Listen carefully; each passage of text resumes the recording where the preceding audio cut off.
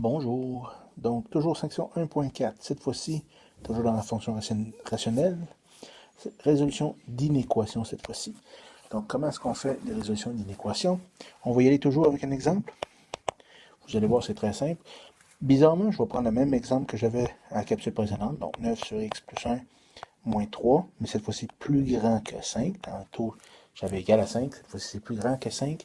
Ce qu'on va faire, on va le résoudre. On va commencer par réfléchir toujours un petit peu.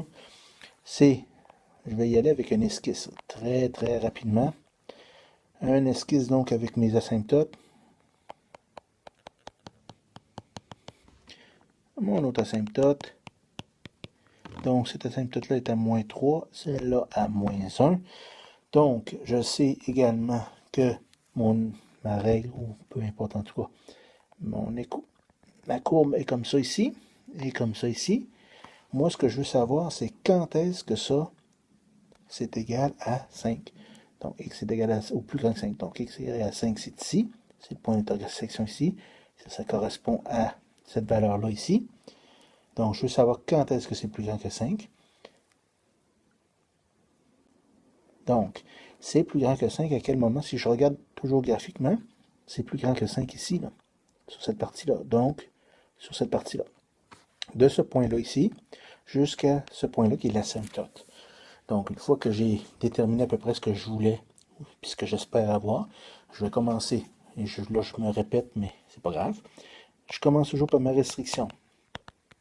Toujours poser sa restriction. Et là, c'est très important. Donc, x plus 1 doit être différent de 0, ce qui implique que x va être différent de moins 1. Il ne faut pas l'oublier, elle. Pourquoi? Ben, dans le fond, c'est la partie ici que j'ai x est égal à moins 1. Mais il faut le mettre parce que si on ne l'a pas graphiquement, ben, on va l'oublier. Donc, continuons. Ici, je vais y aller donc à partir du moment où j'ai une image mentale de ce que je veux. Donc, je sais que c'est de moins 1 exclu jusqu'à mon point d'intersection. Donc, tout ce que je vais faire, c'est que je vais échanger. Oups. Je vais échanger les signes d'inégalité par l'égalité et je vais résoudre. Donc, là, je ne le ferai pas au complet. On se rappelle qu'à la fin de tout ça, comme vous l'avez dans la capsule précédente, dans le cas de résolution d'équation, donc vous allez arriver à x est égal à 1 huitième. Donc ça veut dire que le point qui est ici, c'est 1 huitième. Donc, si je me fie à mon graphique, et je m'y fie d'ailleurs entièrement, donc ma partie ici qui répond, qui est plus grand, donc cette partie-là ici, donc c'est de moins 1, pardon, exclu, c'est une restriction, jusqu'à, il approche, mais sans jamais toucher aux asymptotes, jusqu'à 1 huitième. Puis là, 1 huitième, ben, est-tu inclus ou exclu? Ça dépend ici de si j'ai l'égalité. Donc, dans ce cas-ci, je n'ai pas l'égalité. Donc, ça me donne ça. Et voilà, c'est aussi simple que ça. L'autre façon de faire, ça, c'est avec l'esquisse. On pourrait travailler sans l'esquisse.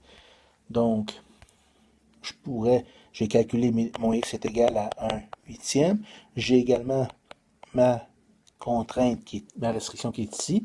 Graphiquement, ça a l'air de quoi? J'ai moins 1 ici, qui est exclu, c'est une restriction, et 1 huitième ici.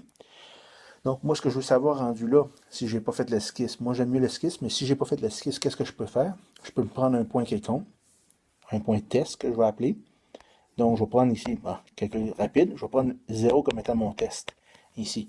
Donc, je vais remplacer, dans mon équation, je vais remplacer mon x par 0. Donc, ça fait 9 sur 0 plus 1, moins 3. Est-ce que c'est, est-ce que c'est plus grand que 5? Je me pose la question. Donc, un calcul rapide ici, ça va donner 9 moins 3, ça fait 6. Est-ce que 6, c'est plus grand que 5? C'est vrai. Donc, si c'est vrai, ça veut dire que le 0 fait partie de mon ensemble de solutions. Donc, ici, c'est exclu à cause, j'avais évidemment pas l'égalité. Encore là, donc, ma solution est toujours et revient à moins 1 à 1,8, tous les deux exclus. C'est deux méthodes, deux façons différentes de le faire, mais ça revient à la même chose.